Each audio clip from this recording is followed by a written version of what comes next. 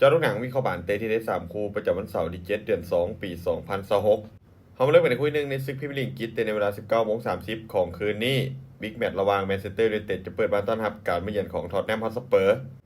แมนยูเกมนี้พวกเขาได้เปลี่ยนเป็นเรื่องการเล่นในบ้านจะได้เรื่องบรรยากาศที่จะซอยกดดันคู่แข่งพร้อมในช่วงหลังถือว่าใช้ได้โดยสามารถเก็บชัยชนะในลีกมาแล้ว3นัดติดต่อกันส่วนสเปอร์ผลงานในลีกของพวกเขาในฤดูกาลนี้ถือว่ายังไม่ค่อยดีและยังมีปัญหาเรื่องนักเตะที่มีอาการบาดเจ็บหลายรายคู่เกมคาดว่าทั้งสองจะเปิดเกมแรกกันพอสมควรแมนยูจะเป็นฝ่ายที่ของบาดหลายกว่าส่วนสเปอร์จะเล่นเกมส่วนกลับไว้มีโอกาสสูงที่ทั้งสองจะยิงประตูได้แต่เบิ่งจากภาพรวมในตอนนี้ยังคงเป็นเจ้าบ้านแมนยูที่ดูดีกว่าการคาดการณ์สกอร์ที่น่าจะเกิดขึ้นแมนเชสเตอร์ยูไนเต็ดจะเปิดบ้านเสือนเอาชนะท็อตแนมฮอตสเปอร์ไปด้วยสกอร์2-1มาตอนคู่ที่2ในเวลา 22:00 ของคืนนี้การพบกันระหว่างจากฝูงอาร์เซนอลจะเปิดบ้านต้อนรับการมาเยือนของซันเดอร์แลนด์อาร์เซนอลพวกเขามีศักยภาพทีมที่เหนือกว่าอย่างชัดเจนทั้งตัวผู้เล่นและระบบการเล่นเกมบุกมีความหลากหลายเน้นการต่อบอลไว้โดยเฉพาะเกมบุกที่ยิงประตูได้ค่อนข้างสม่ำเสมอจุดที่ต้องระวังของพวกเขาคือเวลาที่นำก่อนมักจะผ่อนเกมและเฮ็ดให้สกอร์บ่คาด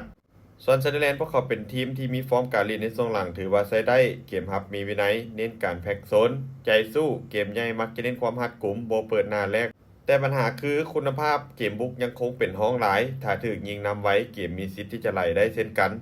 คู่เกมคาดว่าอาร์เซนอลจะเป็นฝ่ายที่ครองบานบุกใช้เป็นหลักส่วนซันเดอร์แลนด์น่าจะเน้นตั้งรับลึกแล้วรอจังหวะการเล่นเกมส่วนกลับคู่เกมน่าจะเป็นฝ่ายเดียวที่บุกตลอดทั้งเกมและวัดกันที่ความเสียบคมของเจ้าบ้านว่าจะคมเท่าใด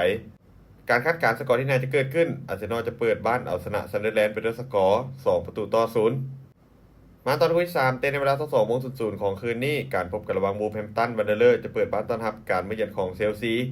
วูฟเกมนี้พวกเขาเล่นในบ้านฟอร์มในช่วงหลังถือว่าแพ้ยากพอสมควรเกมรับเริ่มเป็นระบบที่มีสไตล์การเล่นคือเน้นเกมส่วนกลับเวลาพบกับทีมใหญ่มักจะเล่นได้แบบเกินร้อยส่วนเชลซีทีมเยือนฟอร์มในลีกในช่วงหลังถือว่าดูดีพอสมควรเกมบุกค่อนข้างยิงประตูได้สม่ำเสมอพวกเขามีจุดเด่นคือความไวของแนวบุกที่สร้างปัญหาให้แนวรับคู่แข่งได้ตลอดส่วนจุดที่ต้องระวังคือเกมเยือนยังคงมีแกงแนวรับเสียสมาธิในช่วงท้ายเกมหลายครั้งคู่เกมคาดว่าบุบเจ้าบ้านน่าจะถอยไปลิ้นตั้งรับลึกฝังใช้จังหวะการเล่นเกมส่วนกลับในการโจมตีส่วนเชลซีพวกเขาเป็นฝ่ายที่ครองบาลและบุกหลายก้อนโดยจะเน้นเจาะจากทางริมเส้นเบิ่งจากภาพรวมถึงแม้วูฟพวกเขาจะมีฟอร์มการเล่นที่ดีในบ้านแต่เชลซียังคงไม่ดีพอที่จะเฉือนชนะได้ในเกมนี้การคาดการณ์สกอร์ที่น่าจะเกิดขึ้นเชลซีจะบุกมาเฉือนเอาชนะวูฟไปด้วยสกอร์2-1สุดท้ายนี้ถ้าทุกคนสนใจแนวทางดีๆแบบนี้อย่าลืมกดไลค์กดแชร์ออกไปเพื่อเป็นแนวทางเพิ่มเติม